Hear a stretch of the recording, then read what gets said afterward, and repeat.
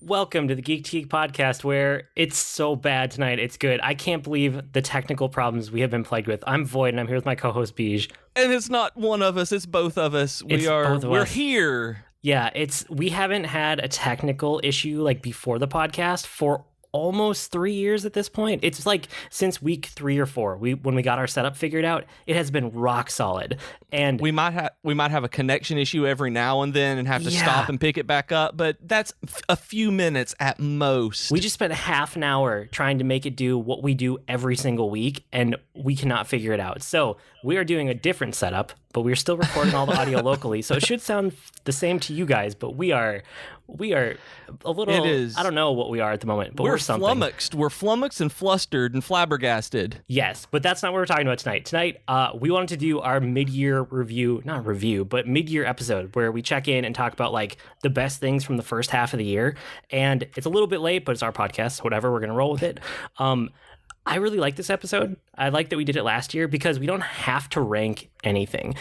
We usually end up ranking things a little bit, but this is not the end of the year, like top 10 list or top 5 list or whatever we do that year. This is really like, what have we liked so far? And then out of those, which things do we want to dig a little deeper in and talk about? Because by the time we get 6 more months down the line, or 5 months because we're a little bit late this year, a lot of this stuff won't make the cut for end of the year. So this is a really good time to talk about all of it. And it was Jennifer asked me what we were talking about tonight. My wife asked, and I told her what it was, and I realized that this is a really good episode. Why they're always so fun for me is it's a good jumping in point for people as well who may not have been able to catch up and listen to every single episode during the year. They can listen to this one and get kind of a best of list. It's like a clip show and a sitcom where it's like, okay, here's the stuff that you really may want to hear about and go check out yourself. Yeah, invite your friends. So Let's jump in. We kind of organized it this year, and I think we did something similar last year where we have a section on books, a section on like everything watchable, like movies, TV, YouTube, all of those kinds of things, and then games. And games will probably be a big chunk towards the end. So maybe we start with books. Do you want to kick us off? Sure. I didn't do a whole lot of reading this year, mainly because, and part of it we've talked about is just like there haven't been a whole lot of books that have caught our attention. There have been a few audiobooks here and there, but really Oathbringer was still one of them that took up most of my first half of the year because I was still in the middle of my Brandon Sanderson reread of everything Cosmere. And so I can't help but just talk about Oathbringer being just so fantastic that it's still one of them that's in the back of my mind as wanting to reread with the third book of the Stormlight Archive. It's one of my favorite series. I just adore it, and I can't believe that the series is almost like not almost done, but it's going to be so long until I can get another one that it feels just wrong that it's going to be so long. But it was so good that I was so glad that one came out last year, and I'd prepped for it because I got so much more out of it after having read the entire Cosmere beforehand that it really, really helped me understand what was going on in Oathbringer a lot better. Yeah, that's cool. I mean, I have that one on my list too, so I wanted you to talk about it first, obviously, because you're way more like into that world and Sanderson than I am, even though we both like it. I liked it a lot. For some reason, I haven't latched on to fiction as much this year. Like, I'm striking out a lot with the books that I've tried. Like, I'll get a little ways into them and I just can't commit because it's not interesting enough or unique, or I feel like I've read all of these things before or some variation of them. Right. I feel like I've really fallen out of fantasy this year in a way that I never have in past years. And sci-fi is more appealing, but even there, I'm kind of more choosy with my sci-fi on the fiction side. The one that did stick out for me was Forever War, and I know I talked about that. It wasn't that long ago. It's an old book. I mean, compared to what we normally talk about. But I liked it a lot. Like, that one resonated with me for some reason, and I really want to check out the next one or two. I know there's a follow-up or two after that, but I like that book a lot, and I was surprised by it. It's brilliant. It was one that I was amazed you hadn't read, and that I'd never even mentioned to you because I hadn't read it until a couple of years ago. It was a few years ago that I'd read it for the first time because people were talking about it being a classic, and it was like one of these that every sci-fi fan has read or should read, and it was kind of the thing I didn't realize you hadn't either. And then you said you read it because it's fantastic, and I didn't know there was a series until you did that. That until you read it, I thought that was all there was, and I was just kind of of sad about it, and now I still haven't gone back and picked them up, but I know that there's a series, and I'm so excited because the books by is it Joe Haldeman that did them? Like, I'm so bad at remembering authors. Joe something. That's not going to help anybody. It doesn't. Don't look up Joe something for Forever War, but I think it's Joe Haldeman, and it's one of those books that really takes relativity into account in the best way for storytelling. Yeah, and it's that's not like just the using core conceit is like time travel through relativity, like not time travel on purpose for the most part, but like because of the way that they get into a war. I mean, it's a war; it's what it's about, and having to like go out to the far-flung reaches of, I don't know if it's quite the universe, but the galaxy or space or whatever it is. Relativity basically makes you travel through time, even though that's not the intention, and all of the kind of knock-on consequences of that. Yeah, and it really handles it better in a not hokey way. It looks at the idea of what humanity is at any given time and how different cultural landmarks and historical milestones really affect long-term evolution of a species and culture. It's really, really good. Yeah, and then, well, I mean, you have one more sci-fi book on here too, so obviously it's clicking with you this year too. It is, and fantasy kind of hit that for me as well. It wasn't necessarily this year, but it's been that fantasy feels very samey to me, and so there's a lot of sci-fi that I can get into that takes conceits in a completely different way that a lot of fantasy authors fall into the same kind of tropes, I think, a lot more easily than sci-fi authors do, or at least some sci-fi authors. And you turned me on to The Collapsing Empire by John Scalzi. Yes, I didn't realize it had been published, and it's awesome that I've been listening to fiction because of running, that whenever I got back into running, I was able to go and keep audiobooks going as I ran, and being able to keep Audible like that it let me get through books that I would not have been able to get through otherwise. And this book was just brilliant, talking about kind of like the Forever War, where there's a spread out community, a spread out empire, and the lanes of travel that allow them to bypass relativity are collapsing. So there are no more paths between some of the worlds, and it's kind of, they have like a guild-based monopoly system to keep everything going, and it's very political, and it feels kind of like a Dune that's not quite as bad. Dune. Yeah. I love Dune though, but it is very Dune. I don't know how to say it. It's not because I love it, but there are parts that are bad and boring, and this one kind of is Scalzi's take on that. Yeah, I guess it's political. I didn't think about it that way. I thought about it as like the fallout of having such an interconnected empire. I mean, that's what it is, an interconnected government and society and all of that. What happens when all of those like webs of connection start to break? And that's what the whole book is about. I mean, it gets to it a little bit later in the book. It's kind of revealed, but it's hard to talk about the book and make it interesting without telling people that up front, which is why I don't worry about it in situations like this. But the whole second book is going to just be dealing with like the fallout, and a lot of this book was too in many ways anyway. But yeah, just like how that's going to impact society and the characters that you follow throughout the book. And it's just so well done that I didn't know how I was going to like it with just the because I like pretty much all of Scalzi's work, but a lot of them better than others. And I was thinking this might have fallen into like Red Shirts area for me, where it's good, but it's not great. Fuzzy Nation, those. And no, I got like 3 chapters in maybe, and I was all in. That it was fantastic. And I actually went and looked, and the second book is releasing on October 18th, and I just went ahead and pre-ordered it for my Kindle.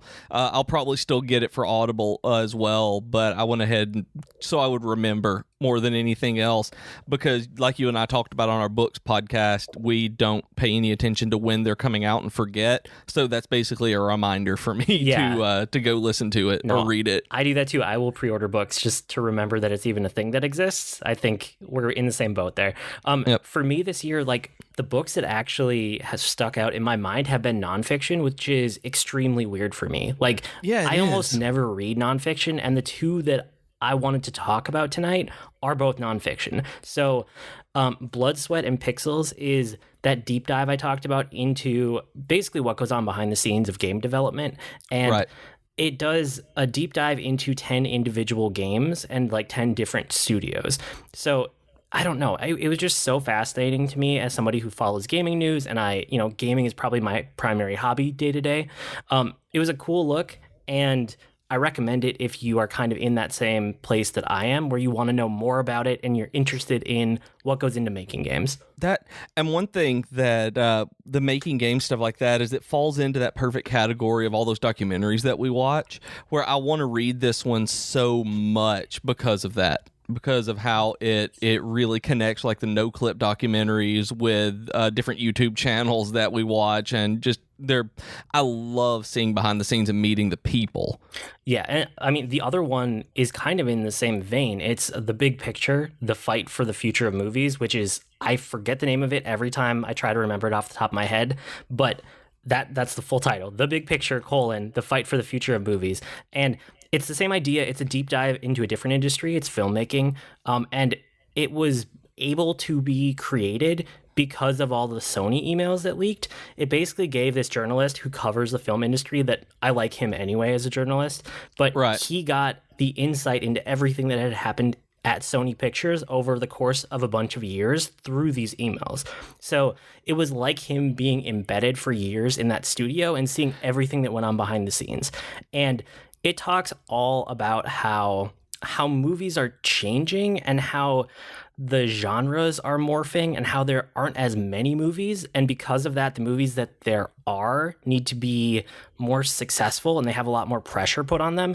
It also gets into cinematic universes and why those are being created and why everybody wants a cinematic universe now. Nothing can just be a standalone movie like it used to be, which starts to get around the edges of like, why aren't there really rom-coms anymore? Like, we don't really see those anymore. And there's a bunch of genres like that they touch on. Why aren't there star feature movies anymore? Like, if you think 10 years ago, there are all of these movies that it was like, oh, that's a Will Smith movie, or that's a Adam Sandler movie, or that's a whatever. Those don't exist in the same way that they used to. It's not really about the actors anymore, even though they can be like a nice addition. It's more about the series and the brand. And so it covers that shift, which has been like a monumental shift in Hollywood. And for me, part of the enjoyment of this book is that peek inside of an industry that I think is interesting. But the thing that applies to this one, which is probably going to make it my favorite book of the year, that doesn't really apply to Blood, Sweat, and Pixels, is that for me, this is the road I didn't travel.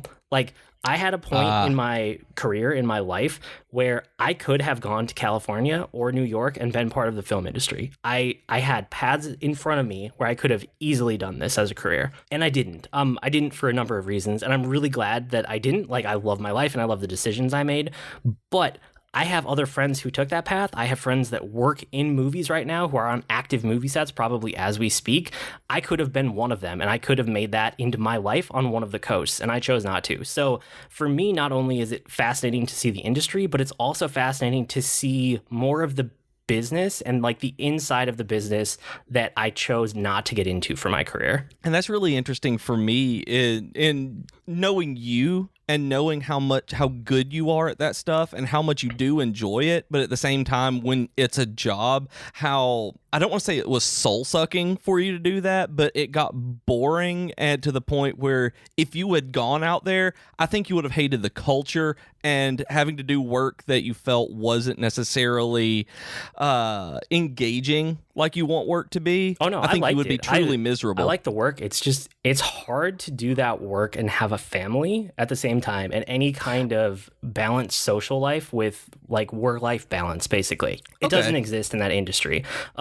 Same is true if you get into TV broadcasting, which was another path that I did some of professionally and then I kind of bounced out of for similar reasons. I mean, I wanted to find a full-time job where I can have semi-normal hours and actually like raise a family. That's why I made the decisions I made.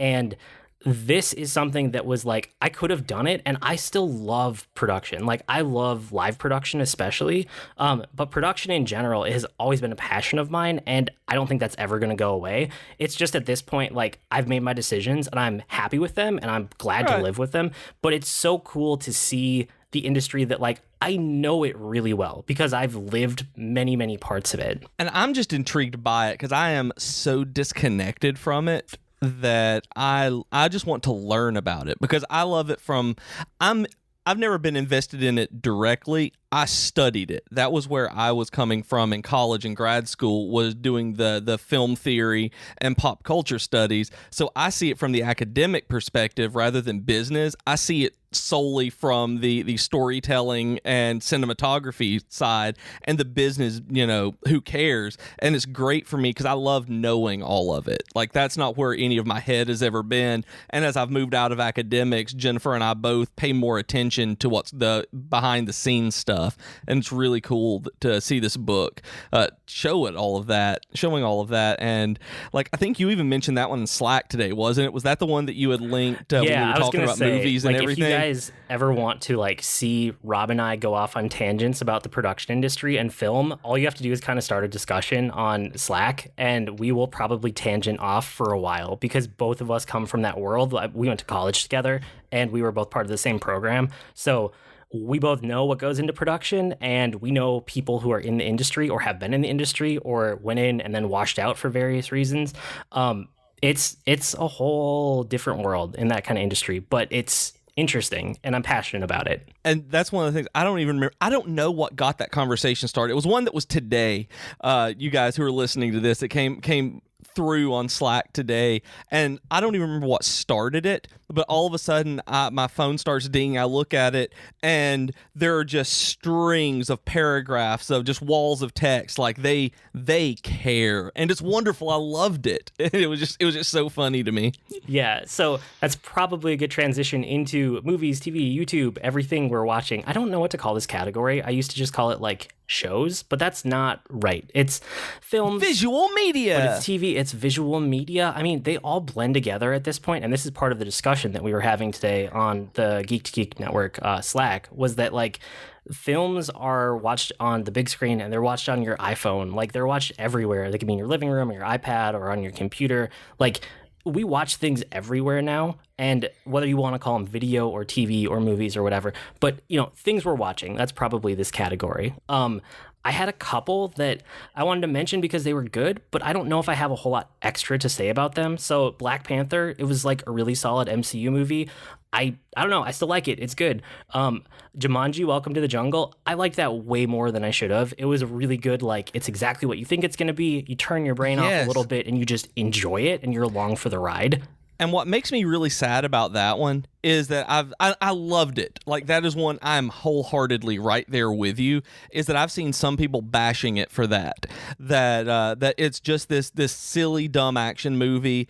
And that's what it is. That it's not trying to be anything else than that. It was never art. It was The Rock and Jack Black and I can't remember who else is even in it right now. Karen Gillan saying funny things, doing silly things. That's the entire movie, and it's perfect for that. Yeah, I mean, the other one that kind of falls in this category for me is Avengers Infinity War, which I'm surprised because, like, I really liked it. I loved seeing it on opening night. I still think it's a great movie, and it's like such an ambitious crossover, and it's so well earned and so built up to, and it's just like amazing that movie ever happened.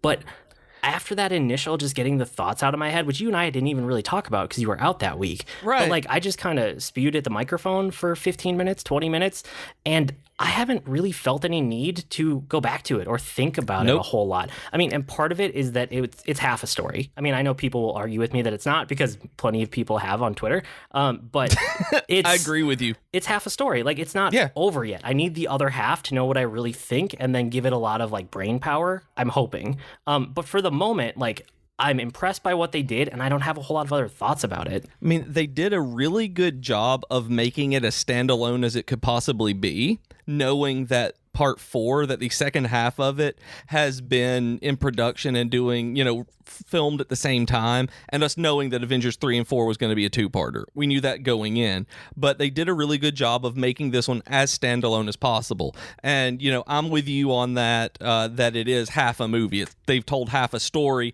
even though they came to a conclusion-ish on certain arcs in this one. Well, I mean, regardless, the MCU is a TV show at this point. It's a long-running, extremely well-produced, extremely high-budget running TV show, basically. Yeah. It just happens to be on the big screen. But this totally felt like it. It felt like an amazing episode of this show that we've all been following for years now. But it was the mid-season finale.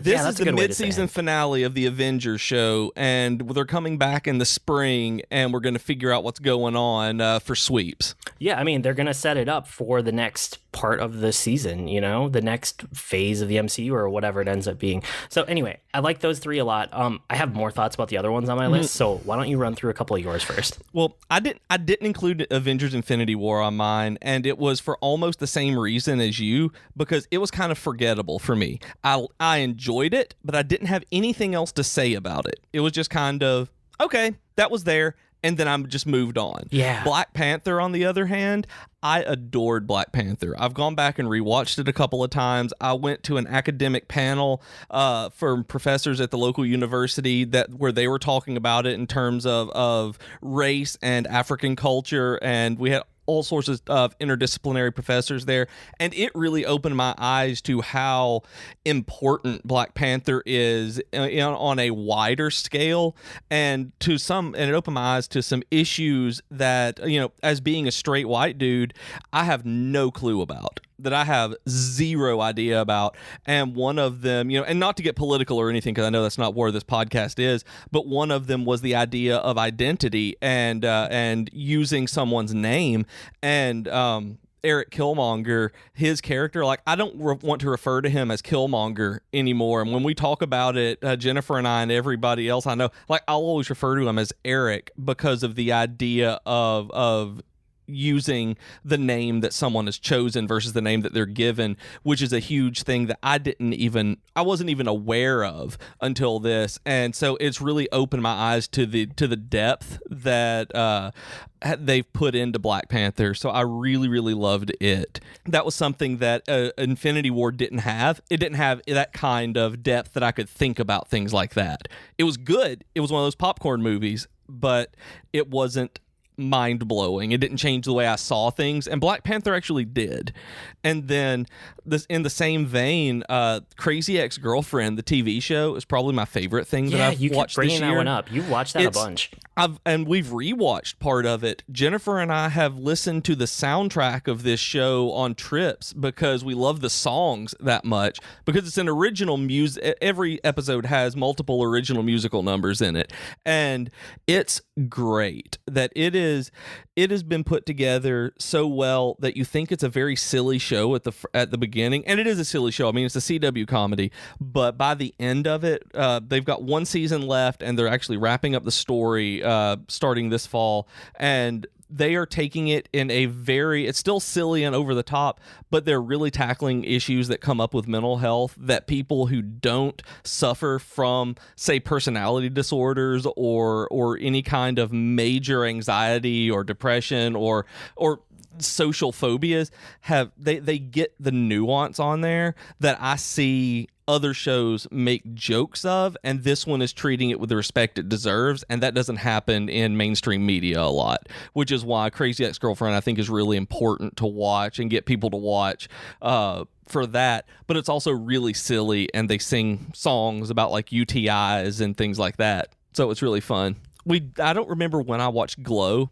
I don't remember if it came out last year or this year, but Glow Season 2 was on, and we are adoring it just as much. I really like Mark Maron. I really like Alison Brie as the main character, Ruth. It's just very, very good. I did not think I was going to like Glow, about the glamorous ladies of wrestling, because I didn't watch it as a kid. I wasn't invested in that. I only liked WWE in college. I liked it when it was WWF when I was a kid, but just in the my friends are watching it so kind of thing. And then in college I got into it, but it was never, wrestling was never my thing. And Glow, though, is so character based that we watched the trailer and started watching the first season, and it was awesome. Season 2 is just as good. I'm really enjoying it. And then we watched The Incredibles 2. We did a whole episode on it, so I really wanted to bring up The Incredibles 2 because it really is great. But probably my favorite thing that's come out this year that I've watched this year was the Toys That Made Us documentary series on Netflix. Oh yeah, that one's cool. It's so cool. Like the stuff I didn't even realize that went into making the toys that I love as a kid, say like He-Man or Transformers. That I didn't even like Transformers as a kid. I had a couple of them, but I never liked the TV show or anything. That wasn't my thing. I was a G.I. Joe guy. No one. I really liked the Star Wars toy episode. It was very good. It was. There's also one, if you've never seen it, in that same vein called Plastic Galaxy. That's the story of Star Wars toys. It's cool. On Amazon Prime. It's great. And it's a longer version of that episode of Toys That Made Us, basically. Just seeing what went into these and how Transformers was a mishmash of Japanese robot toys that they had. Just stuff like that, learning about them, but it was still at the same time really, really fun. And the people who made He-Man are like dirty old men, and like they have mouths on them. Like there was some language in there I wasn't expecting in a TV show about He-Man. It surprised me, but just a fantastic TV show. And then just the ones that, the ones I would gloss over, I love Nailed It. There's season 2 of it where it's the parody cooking show. And so we watch it when there's something silly. Altered Carbon on Netflix, the adaptation of one of my favorite sci-fi novels. Can't wait for season 2. I think I've said everything that I have to say about it, other than you guys need to watch it if you haven't. And then I really liked the Where Dreams Go to Die documentary about the guy running the Barkley Marathons and trying to finish it. And it's really, really good, and it's now free on YouTube. Like, I bought it months ago and watched it, and it's one of the best sports documentaries I've ever watched. And the Ginger Runner has now fully put the entire documentary on YouTube to watch, so you can go check that out if you want to. That was one of the reasons I wanted to include it here, because I watched it, adored it, and just put a blog out on, like, wrote a really glowing review on my runningshoes.tv blog, and then now it's free for everybody, so y'all need to go watch it. That's sweet. But no, good note. I still need to watch that, and I tried and Nailed It, and I just couldn't do it. But Altered Carbon. I understand. Altered Carbon, I'm definitely interested in what season 2 looks like for that show. Yep. And that's one of them that's like Black Panther, that there are a lot of like racial nuance talks that I want to have with people because I don't understand. I don't even know how to put it. Like, yeah, what you're trying to say is that we are two suburban white guys and we're not at all qualified to talk about it. But I think you and I are both very open and interested in learning more about like what goes into, I don't even know, like just race as like a social issue and how it plays into other people's lived experience that neither of us has. That's perfect. Qualified. All of that, yes, that we're not qualified to talk about it, but it's there to be talked about. Yes. And it's worth watching. Yep, for sure. The other two for me that I wanted to dive a little deeper in, Thor Ragnarok. And I don't know if I had this on my end of the year list because I didn't watch it till like right near the end of last year. I don't remember if I watched it before or after we recorded our end of the year episode. I think you may have watched it after, actually. I was trying to figure it out from our show notes and I couldn't quite piece it together. But I have rewatched this movie a bunch, which I don't really do. And that's why I'm counting it in this year anyway, because like outside of Star Wars is my exception. You all probably know this by now. But outside of like that series, the amount of movies that I've watched like 5 or more times as an adult, I could probably count on one hand. I might not even fill up the whole hand. Thor Ragnarok is one of them at this point. I have rewatched this 5 times. And that's insane for me. Like, if I rewatch stuff, it's usually once because I saw it once in theaters and I want to see it once at home. But, like, movies that I've actually rewatched, like, just to go back and revisit the movie and just have it as an experience again and again, I don't do that. And I find myself continually going back to Thor Ragnarok. So I had to call it out, and it might be on my end of the year list for this, too, just because I keep watching it. It's probably, I don't know if it is the best MCU movie, but I think it is definitely the most fun of any of them to turn on and watch. I think that you cannot get better than Thor Ragnarok because it takes everything that was good about the MCU before it and like kind of polished it into this perfect action comedy with all of the best characters from all of the most popular movies. Yeah, it's so good. And then the other one that like I'm constantly amazed by is No Clip. Like the No Clip documentaries that are completely free for everybody on YouTube. They're supported by Patreon, so if you like them as much as I do, you should probably go to their Patreon and donate a couple bucks. I do. But they are just constantly amazing deep dives into video games and what goes on with like kind of anything around them, right? They're not doing quick hit reviews. They're not trying to stay up to date with the latest like gaming, horse race, which I love that too. I do that in my spare time because I find it fun.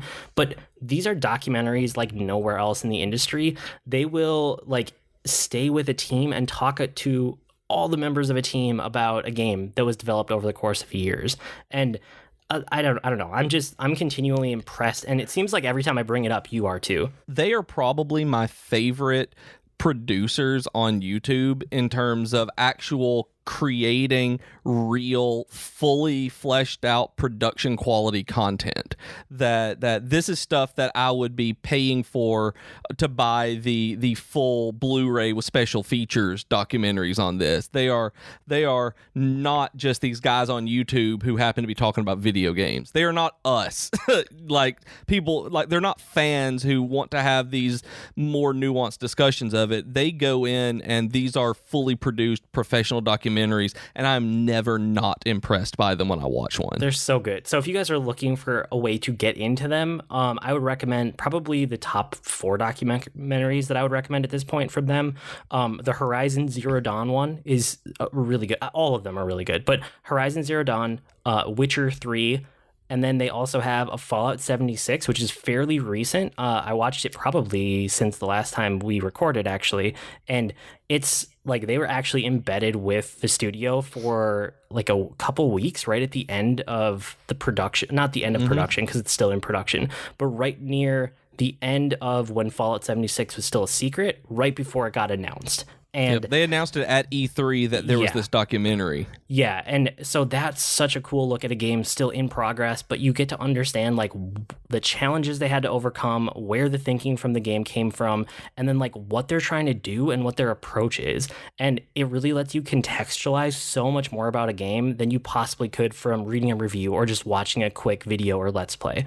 And then the other one that's just amazing is the documentary they did about Bethesda. So it was the same time that they were there doing this Fallout 76 one, they did a deep dive on Bethesda as a game studio and all the games they've ever made. So that one is also fantastic. If you haven't watched that, you should. It's like a 90-minute one too. Wow, because I haven't, and I've been meaning to, and it's one that I just haven't sat down and watched yet, and I didn't realize they were 2 separate documentaries. Yes. I thought they were one documentary. Nope, it's 2 separate ones. So Fallout 76 is great on its own, and then the Bethesda Studio one is just so cool. And I'm actually waiting to watch the Witcher one until I'm ready to play the Witcher 3, or what was it, CD Projekt Red that they did? Yep. That I'm waiting to watch it until I'm ready to play Witcher 3 because I know it's going to make me want to play it. And so when I'm ready, I'm going to watch it and then just dive right into the Game of the Year edition. That is a really good idea. This is probably a good spot to take a break and talk about Geeky Offer of the Week. You can go to gameflyoffer.com/geek and get a 1-month free trial for Gamefly. You get to rent whatever game. They send it right to you in your mailbox, and you keep it as long as you want. You return it. It helps the podcast, and you get a free month out of it, so it's pretty cool.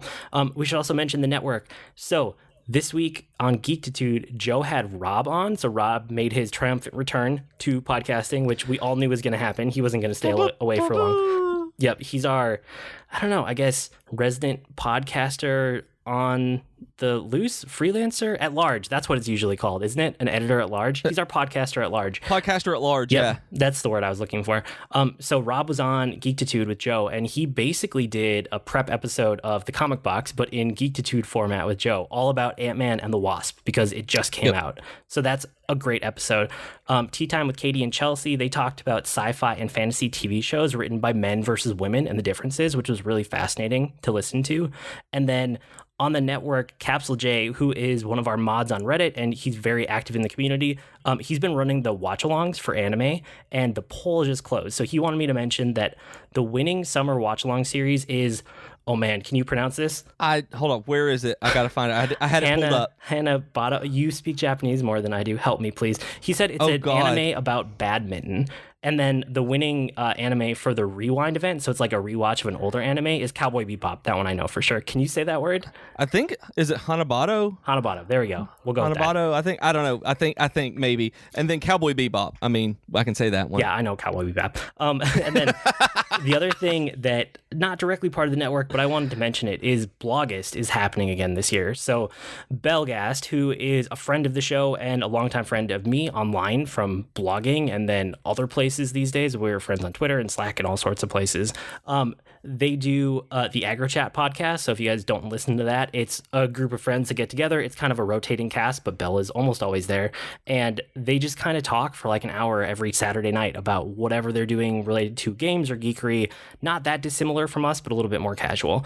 And so he on agronaut.com. So if you go to agro and then naut.com, he has all this info about Blogist. So what Blogist is, and I'm probably going to need you to jump in and help me explain it because it's been a while, right. But it's essentially an effort to get people into blogging that haven't, or to get old bloggers back into the habit. So I'm probably going to be participating because I have not been writing a whole lot this year. I've been very busy with work, but this is a really good excuse to get back into it and do a little bit more writing. But if you have ever thought about creating content and you've needed an excuse, I'm giving you the excuse right now. Participate in Blogist. You can do whatever. It doesn't have to be a blog.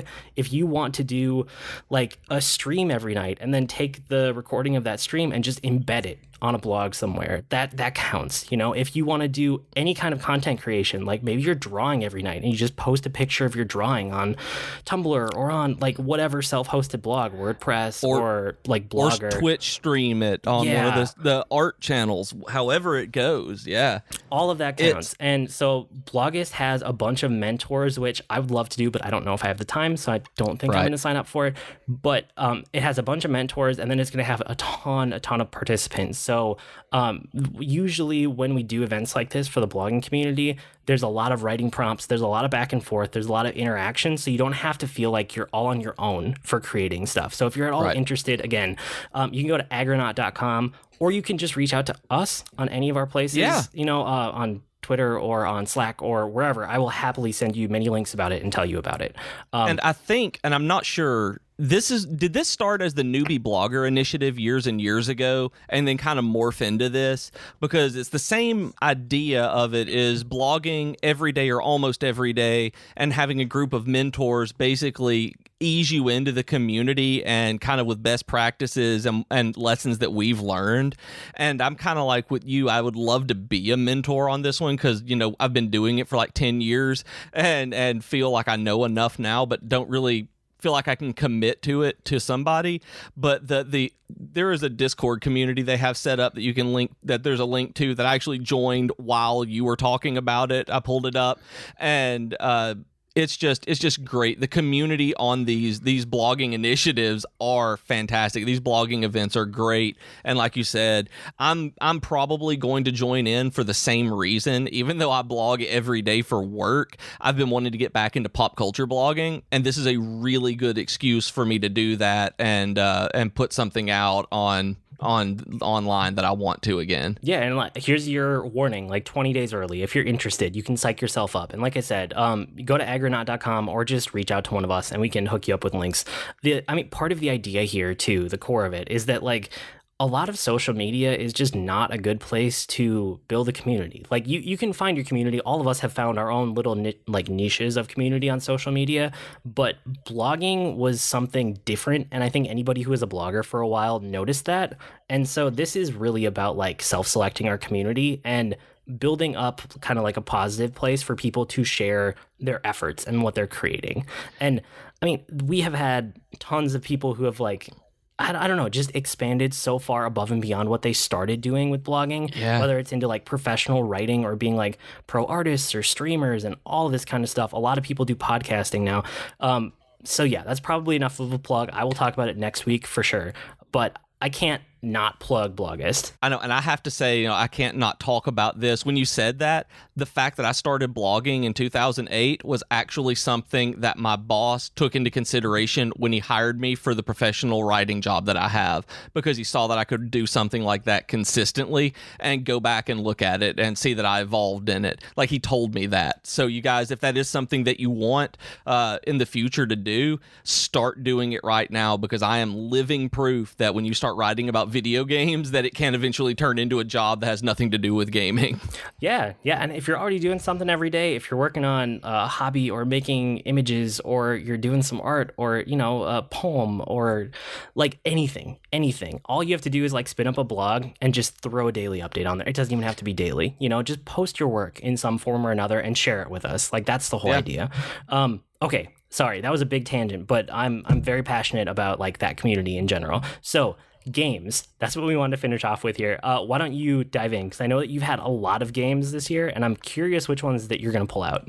Okay, so just to start off with, we did the JRPG Revelation episode a while back, and I have my giant list, and I've gone and looked, and so since I came back from my race but when I figured it out, it was like right before that, but since I figured out that I was playing JRPGs, and today I've beaten 7 JRPGs all the way through. That's a lot. Since then. Part of it has been, because of depression with my mom being sick, and there was that. I used it as a really good escape for that, and it worked out really well. But I also had a really good time kind of just rediscovering my roots with JRPGs. So that's most of what I've played this year. And it started out, Ni no Kuni 2 was released, and my friend Austin got me to play it. And I was kind of hesitant and resistant on it because he had told me about the first one and I didn't know, and I never played it. But I decided to do the Steam return thing. I was like, if I play it for 2 hours, I'll know whether I like this RPG within 2 hours or not. And at 118 minutes, I decided I'm just going to keep this and keep on playing. And that was really where I realized that I love JRPGs as much as I do. And so I went through it, and Ni no Kuni 2 is great. It's an action RPG. See, Void, it's an action RPG. Yeah, I know that now. No, it's an action RPG that has a really interesting combat system that is simple, but not over... And while it's still complex, but... it's not mindless mutton bashing. It's not mindless button mashing, but it's just fun and quick and easy. The game is beautiful. It really does look like you're playing a 3D cartoon. The cell shading is great, and the story is fine. It's not great. It's not bad. It's just in the middle. It's engaging, and the characters are really, really cool. And so after that, I started playing Xenoblade Chronicles 2, and it's one of the best RPGs I've ever played. I love this. I know that you bounced off of it really hard because of the cutscenes being very long. Yes. And for me, I didn't, like I said when we talked about it weeks ago, I didn't think about that because that's part of the Xeno series, that I knew that was coming, and it wasn't even... It's one of those that I've played them for so long. It's like, yep, I'm just expecting that. But it does have long, like 15 to 30 minute long cutscenes sometimes. Being on the Switch, though, if you need to take a break, you can click it and sleep mode it. You just can't skip through them faster and get all the way through it like you can in some games without just skipping them altogether. But I went back and played it and Xenoblade Chronicles 1, so I'm really, really glad that I got through both of those finally, and I totally see what the hype was about. And I'm going to go back and play Xenoblade Chronicles X soon-ish on the Wii U because I've got it. Which that also led me into the Tales of series that I didn't know was a Tales series, and I played through Tales of Hearts R on the Vita, which is really, really cool, and Tales of the Abyss on the 3DS, which is way better. Tales of Hearts is kind of a fairy tale kind of game, and there aren't English voices in it. They really wanted to put this out for American audiences, but they didn't record any English dialogue, but the entire game's translated, obviously. I mean, it's in English written, but that was the only put off on it, I think. But Tales of the Abyss on the 3DS is fantastic, and if you're even remotely a fantasy / sci-fi RPG hybrid kind of fan, then you'll like Tales of the Abyss. Check it out. And then I Bravely Default, I finally got through. It's awesome. It really is a Final Fantasy game. I powered all the way through it and got the good ending. I did not stop where everyone else told me that they stopped. And I was like you, and part of it was a matter of pride that I was like, you know what? I am not going to quit this. I'm going to power through despite it being a little repetitive, and because I have fun playing it.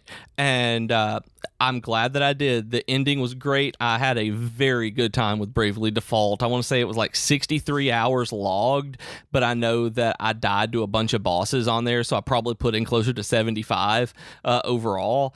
And I've started Bravely Second. I'm maybe like 9 hours into it, but at this point, but I just haven't played a lot of it. I'm so glad you like that game, because I thought you would, but like now you and I are two of the only people that I personally know that have actually beat it all the way through the end. I know a lot of people that have gotten to the point where they saw what they would need to do to get the true ending, and they said, no, and they just went for the quick ending, and then they looked up the true ending online. But I don't know why I was so determined, but apparently you were too. I really like that game. I got to give Bravely Second another shot. I'm kind of waiting for you to get further into it so that I can hear your thoughts about it before I go back to it. And I don't know if I have the time, but I want to at some point.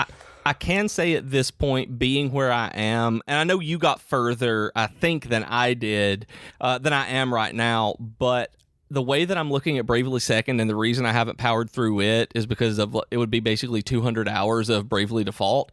Bravely Second is an objectively better game. I think it has a better story once it's going to get really ramped up, but it is a vastly improved version of the first game.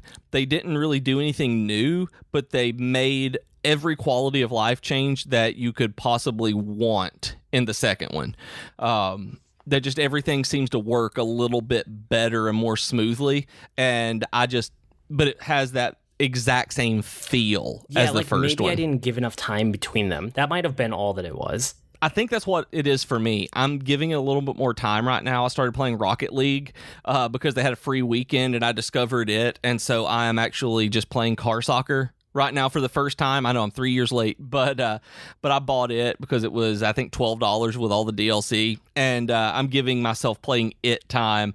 And then we'll probably move back into Bravely Second again. And then Jennifer's played Donkey Kong Tropical Freeze on the Switch, which is better than the Wii U version because Funky Kong just gives you quality of life changes, like you don't have to get all of the Kong letters in one go, or you don't have to get all the puzzle pieces in one go, that kind of thing. I don't know if you ever had to with puzzle pieces though, but just it makes it more accessible and fun to play with different parts of the game. And then she's been playing the Lego Incredibles game too, which is a big improvement over Lego Marvel Superheroes 2. I loved the first one of those and didn't really like the second one after I bought it. And Lego Incredibles really feels like it fixed it, and it is one of the best Lego games they've ever made. That's so cool. Yeah, it's great. Like, I can't wait for the DLC to see what they do with stuff on this one like they do with the other Lego games. And then Dragon Quest VIII. I played through my very first Dragon Quest game this year, and I finally see what all the fuss was about.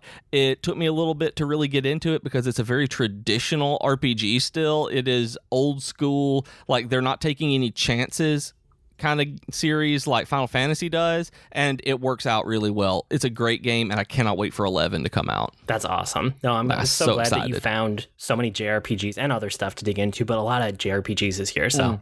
I was excited to see which ones you would pull out.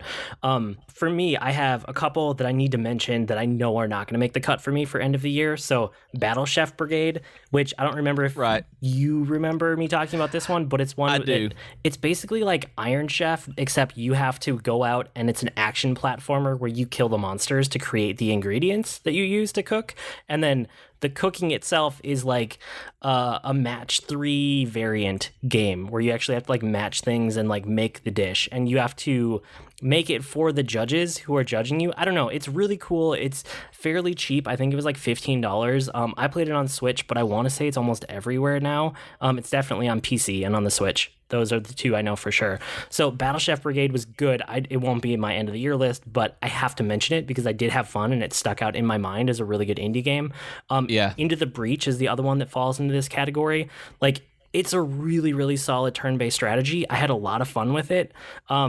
I want to keep going back to it, but the problem I'm running into is that it's on PC, and I just wish it was somewhere else. Like, if I had it on ideally like my phone or my iPad. I honestly don't use my iPad that much, but I'm basically port begging for this game, which I try not to do a whole lot, but like Into the Breach, I just want it handheld so I can play it more often.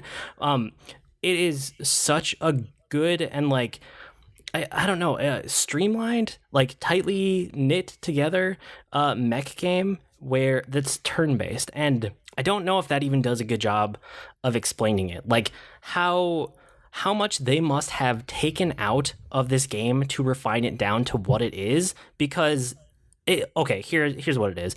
I've talked about elegant systems before and how much I appreciate an elegant system where like it all interacts in such a seamless way and everything ties together very intelligently, right? It's not just systems on systems on systems for the sake of having them. It's like everything is there working in harmony. That's how I felt playing this game. So if you like turn-based strategy, you definitely owe it to yourself to go get Into the Breach. It's on Steam right now. I hope it comes to other places later. It's one that I want to play, but I haven't honestly cared enough to go play. When it gets on a different platform, because I like those kind of games on mobile as well, like not necessarily mobile but handheld, because of like Advance Wars and stuff like that. That's where I like playing those. So when it gets on something like the Switch, I'm absolutely going to pick it up because it sounds great. Yeah, it's good. I mean, another one on PC that I don't know, it might make it in the end of the year, but we'll see how the rest of the year goes. Slay the Spire is, it's early access, but it's such a good deck building game, and I love a good deck building game that's put together well. I don't know what else to say about it. I said a lot right when I played it for a while. I still go back to it fairly regularly. My daughter likes it a lot too, and I keep hearing it come up like in the gaming community. Like people keep bringing it up, so I think it's doing fairly well. I might just kind of wait until it officially launches because I'm in that spot with it where I really liked it, but I want to see what 1.0 looks like. I don't want to burn myself out on it in early access, but Slay the Spire is really good if you like card games, especially deck builders. And then the one that I put this on the list and I took it off the list like 5 different times, so I eventually put it on the list, is Fortnite. And of course, you had to. I mean, you had to. You talked about it so much, and it's like it's so good as a games as a service model. And I don't know. I can't believe how much effort they've put into this game, and like everybody who's doing like games as a service needs to take a play from their book. Like so I ended up grabbing, I didn't even say this yet on air at all, I grabbed a battle pass for season 4. And you did? Yeah, I got to rank like 70. You remember where I was like, I got rank 100 in season 3, and I was like, I don't feel like starting from 0 again. Well, I got to rank 70 in the last like 2 weeks here, and I just haven't mentioned that I've been playing it, but I've been playing it again. And it keeps pulling me back in because it's changing. Like the game keeps evolving, it keeps changing. Every like little patch that they do tweaks something or adds something. It changes the map or it makes a new little thing in there. And sometimes it's super minor. Like there was all this FIFA stuff going on. There's the, World Cup. I'm so bad at sports. Yeah. And so they added a bunch of just like soccer pitches where you could like kick the little ball into the goal and it would send up a bunch of streamers, and then they made it into one of the achievements for that week. So cool. But the thing is, it's stuff like that they're doing constantly. Like every week throughout a season, they add things like that to the map or they change things. And then as you go from season to season, things are changing like very largely, or more dramatically is probably the way to put it. So this was like the superhero season, and they were hinting at and building up towards some kind of countdown. And if you were there in real time when the countdown went to 0, there was a rocket that launched, and it looked like it was going to be a giant missile that would explode things. And then instead it ripped a hole in the sky and started teleporting through time and space and then disappeared. And this happened real time in a multiplayer competitive game, which is just like, it's ambitious. I mean, that's weird. Not like, a lot of places do that. It's like, I didn't even heard about that. Like, what happened? Like, what did it do? Well, that's when the they thing. Did it that? Ripped a hole in the sky, and then for the last 2 or 3 weeks here, more and more of those rifts have been appearing all over, and pieces of the landscape and of the scenery and of the different like cities and places that you can go have been disappearing into these rifts, and then they've been appearing in the real world. So there's like a giant burger that appeared in the Arizona desert, I think. There have been llamas from the game, the big piñata llamas that have been appearing all over Europe. Like, they are tying this games as a service into something that is constantly updating and evolving in a way that I've never seen before. And they're tying it into real world stuff while they're constantly hinting at the next season. So the next season is starting within like a day or two of when we're recording this. And the idea is that it's probably going to be something with like time travel with these rips of whatever, like these rifts are, but nobody knows for sure yet. They've been teasing it for weeks and no one knows. And it's so cool that they're able to tell this story and build this world through all of these events over time. I'm amazed by it. As much as I don't like competitive multiplayer games, I keep coming back to this one because it's so good. So I couldn't not add it here. And I might have to include it on my end of the year list because of all of those reasons. And I don't like the game itself. It's just not fun, but I can appreciate that service model. I can appreciate the love that they're putting into it for their player base, that they really are going above and beyond for them. And it's something that more companies need to take advantage of, that they need to really engage well so that they can do make their games as much of a success as this game is. Well, and not to mention the fact that they keep bringing it to more systems. Like, I was kind of done with it, and then they brought it to iPad, and then I tried it there, and I was like, oh yeah, this is kind of interesting. I might as well play on PC for a couple more days.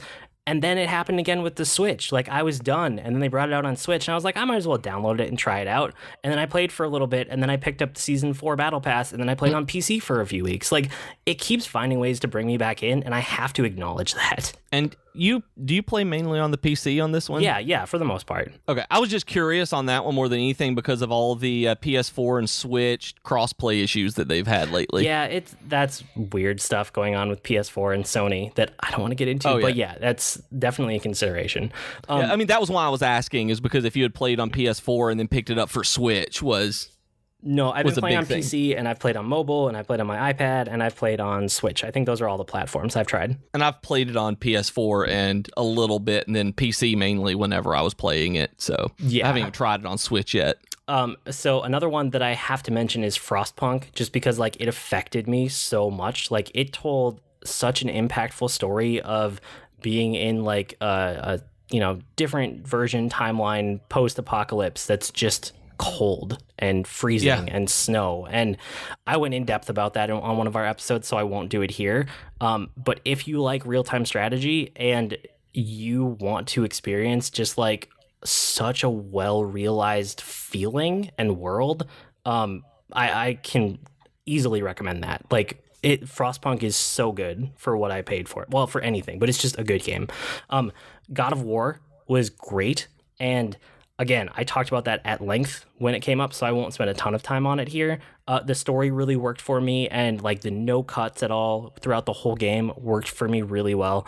It was the reimagining of the series that I didn't expect, but I was so pleasantly surprised to figure out what it was. I have not heard one bad thing about this game. It's good. It's really good. And the combat part of it was fine, but that's not why the game sticks out in my mind. It's for the world, it's for the story, it's for kind of not the production values, but the way that the game is put together as a cohesive whole, right? So the way that you interact with the world and how that interacts with the story and how the environmental storytelling, plus like always having your son as a companion, all ties in together. There's something about the complete package that is way more than the sum of its parts, which isn't always true. And something like we said before, I didn't really like the God of War games originally. This is one that I'm probably going to pick up eventually. That it still may not be the kind of game I'm in the mood for right now, but it's great. And it's the kind of game that I would definitely get into. Yeah, it's good. All of these are easily recommended. And then probably my game of the year at this point, even though I haven't really been ranking much else in this episode, but Monster Hunter World. Like, I was so surprised how much this game grabbed me and how much fun I had with it. And just like playing with other people was a part of it, but I did probably 75 to 80% of the game completely solo, and that was great too. Like, I finally got over that barrier that everybody mentions every time they talk about Monster Hunter, that there's just like such a steep learning curve and you just have to get past it. And if you do, there's a huge game there for you to embrace and explore and learn about. And after trying the last 4 Monster Hunters and bouncing off them, this is the one that finally got me there. So it was just so much fun, and I am excited for any Monster Hunter they put out from now on. I'm really glad that you liked it as much, because that was one of them that I bought and regret buying because I thought I was going to like it, and it's just, I don't know, there's something about the gameplay on it that I like the idea of it, but I don't like the actual play of it, if that makes sense. It is too repetitive and too grindy for me in a lot of ways, where I like parts of it, but I don't like the entire game itself. Yeah, no, I can see that. And I also remember feeling that the first couple times I tried Monster Hunter, amongst a lot of other frustrations that, I don't know. That they fixed in this one. They did. There's a lot of quality of life improvements, which is probably why I was able to get over that hump this time. But just beyond that, like, there's something at the core of the game that's really fun, and they have my attention for any future game, which is basically a huge accomplishment after having bounced off so many in that series. And as we're recording this right now, the PC version of it should be coming out. Is it next week or is it this week? I think it's beginning of August. They just announced it within the last day or two here, but okay, it's because I've been soon. seeing more about it. Like, it is soon. So if you've been waiting to get it on PC, it is right around the corner. Yep, it's almost here. I think that's it for our list this week.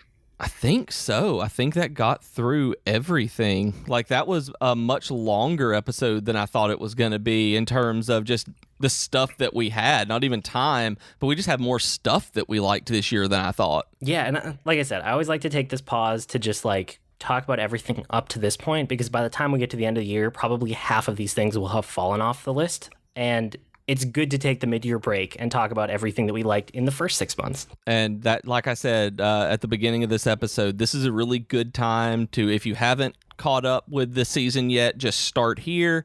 Tell your friends to come in, and if they like it, then they can listen to anything back. But it's just a good way that we want to give these recommendations for you guys, because we want you to enjoy the same stuff that we do, that we love this stuff so much that we don't want you to miss out on something awesome. Kind of like me in Rocket League. It's like 3 years later, it's like, who knew I actually liked the cars playing soccer? That we want you to like this stuff. Yes, so it's always fun to get other people involved and get them up to speed and try to convince other people to do the same things we're doing so we can all talk about it. That's the fun part. That's probably it for this week. You can write to us with comments, suggestions, or feedback. Our email address is geek2geekcast@gmail.com, or reach us on Twitter @geek2geekcast. We have longer discussion threads on the subreddit at reddit.com/r/geek2geekcast. And we also have real-time discussions on Slack and Discord, which we just started up a Discord server. So if you have a Discord account already, go to discord.geek2geekcast.com to join and talk and play with us. And if you use Slack at work and need some way to hide what you're doing, then go to slack.geek2geekcast.com and get an invite for our server there. And like we talked about earlier, we're still part of a podcast network, so just go over to geek2geekcast.com and see all of our shows and listen and make friends. I blog at agreenmushroom.com whenever I get around to it, which hopefully I will a bunch in August. And you can find me at GRN Mushroom. That's Green Mushroom without the E's on Twitter. And I'm on Twitter as @Professor Beej. That's Beej with 2 E's. And depending on where I fall in Blogust, I will be blogging at somewhere. You keep talking about consolidating. We'll see what happens. I do. We've been Void and Beej with your Geek to Geek podcast. That'll do it for this week. See you next week, geeks. Bye, geeks. I've missed you.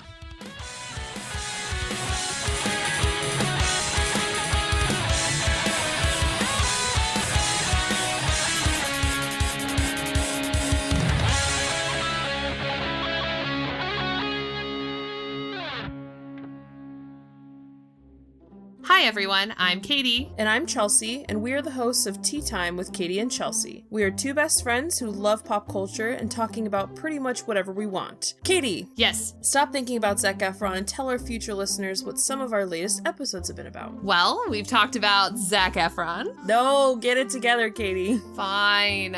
We've talked about fan fiction, classical literature adaptations, favorite TV couples, and so much more. So grab your cup of tea or whatever your drink of choice is and download our podcast today.